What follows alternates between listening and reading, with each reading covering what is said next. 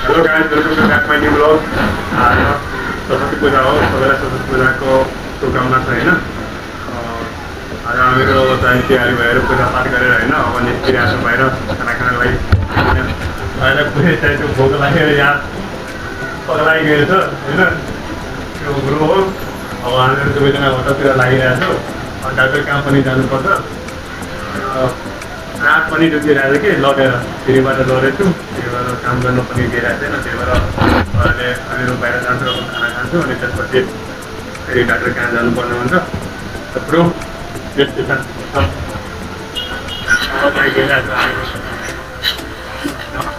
हुन त के भन्नु, भोक लागेर यहाँ भाइलाई चाहिँ त्यो खानु कस्तो भएको छ होइन। त्यसपछि म पनि अब डाक्टर कहाँ जानुपर्ने हुन्छ। त्यही बाटो लड्यो थियो, लडेर सारा ढाडको हड्डी जुन हुन्छ त्यसको पऱ्यो चाहिँ भइसकेको छ। त्यही भएर अझै पनि गर्न भ्याइरहेको छैन। यहाँ साला लागिरहेको छैन।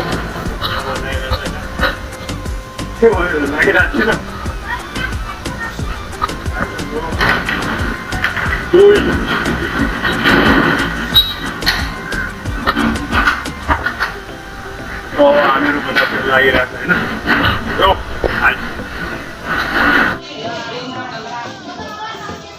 सुकेको मुख मेरो नलिनु। सुकेको मुखमा त राम्रो आउँछ ब्रो। होइन गाइस, अरू कति बेलासम्म आउँछ हौ।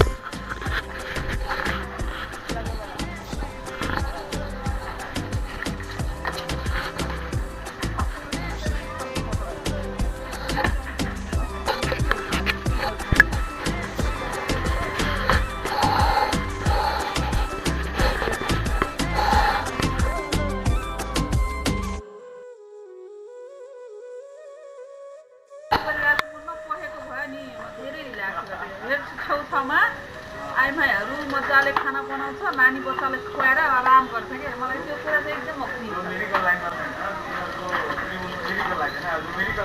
योभन्दा नि माथि परिस्थितिबाट मलाई एकदम छेउ लाग्यो काम गर्नु।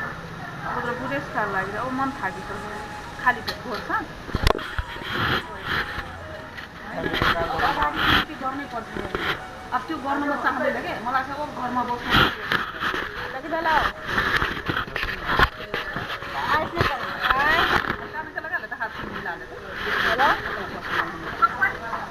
एक हफ्ता कहीं हम दूसरा पेशेंट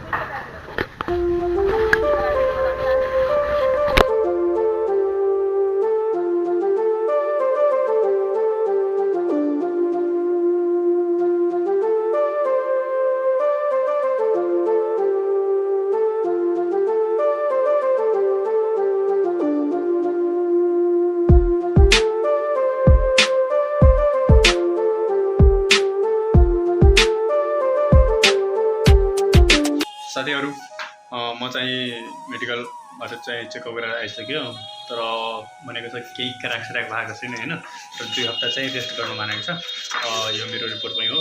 मैले चाहिँ एक्सरे पनि गराएको थिएँ होइन। के भन्नुभयो डाक्टरले, 2 हप्तासम्म न त साइकल चलाऊ, न त बाइक चलाऊ, न त घुमफिर गर, न त कामसाम गर, आराम गर, त्यति मात्र भनेछ।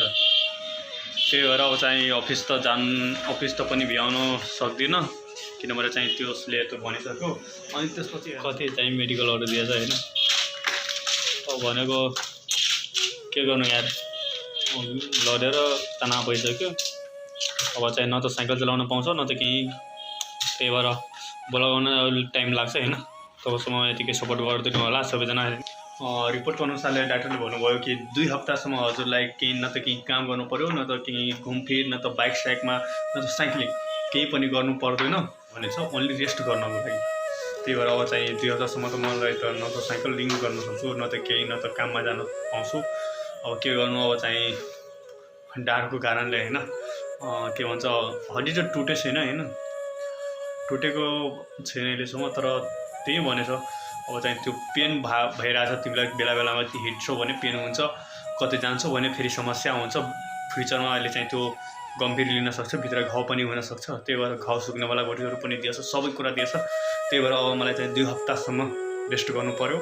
अफिसमा पनि फोन गरेर अब भन्नुपर्छ म आउनु सक्दिनँ भनेर। अब के गर्नु गाइज, अब त्यही हो, अब के गर्नु होइन, अब त साइक्लिङ पनि गर्न सक्दिनँ। सो गाइज त अब हजुरहरूले सपोर्ट गरिदिनु होइन, अब चाहिँ अरू के भन्नु, हजुरहरूले सपोर्ट गरिदिनु, यही भिडियोजको लागि सपोर्ट गरिदिनु। म कहिले काहीँ चाहिँ त्यो सर्ट भिडियोहरू जस्तै म रेकर्ड गरेको छु त्यो सर्ट भिडियोहरू मैले अपलोड गरिरहेको हुन्छु। सो प्लिज हजुरहरू आफ्नो माया बर्साइदिनु, अरू के भन्न सक्छु होइन। हुन्छ भने भिडियो मन पऱ्यो भने लाइक कमेन्ट सेयर अनि सब्सक्राइब गरिदिनु होला। लास्टमा के भन्छ, मैले चाहिँ भिडियो यसरी गराउँदाखेरि त्यति बेलाको मलाई पिक्चर लिन, किनभने म एक्लै गएको थियो, लुगासुगा खोल्न भनिरहेको थियो, त्यही भएर त अब चाहिँ त्यो क्यामेरा पनि लाउन सकिनँ। तर त्यही पनि म लास्टमा एक्सरे रुमको सबै कुरा चाहिँ क्लिप गरेछु। त्यसपछि हजुरले अरू के भन्नु, हुन्छ हजुरहरूले सपोर्ट गरिदिनु, मन पऱ्यो भने लाइक कमेन्ट सेयर गरिदिनु। अब के भन्नु, चाँडै निको हुन्छु भने चाँडै चाहिँ भिडियो ल्याउँछु होइन, साइक्लिङको भिडियो पनि ल्याउँछु, ब्लग पनि गर्छु।